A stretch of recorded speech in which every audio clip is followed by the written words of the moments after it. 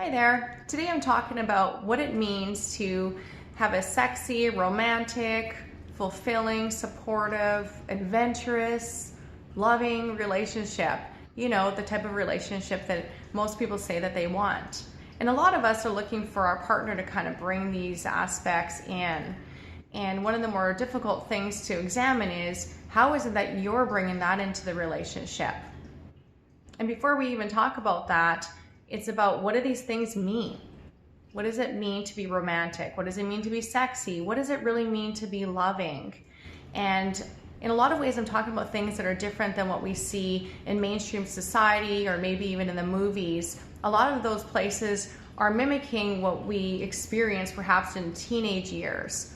But for us, we're talking about a more mature and adult experience where these elements will bring in something more like connection and intimacy.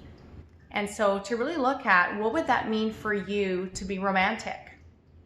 And you know, for a lot of us, we think about flowers or chocolates or something.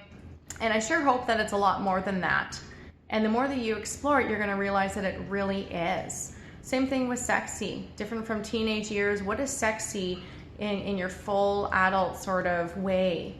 How are you expressing that? And how are you bringing that into the relationship to create a real sort of intimacy? And so kind of looking at that for yourself, what comes up for you?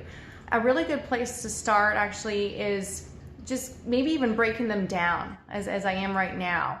And as I'm describing it, and you think of you in your sexiest way, or you in your most romantic, kind of touching into your depths of romance, is there a sort of image that comes up for you of yourself expressing that or embodying that?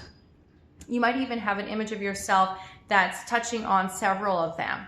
So you in kind of more of a sexy, romantic, and adventurous way.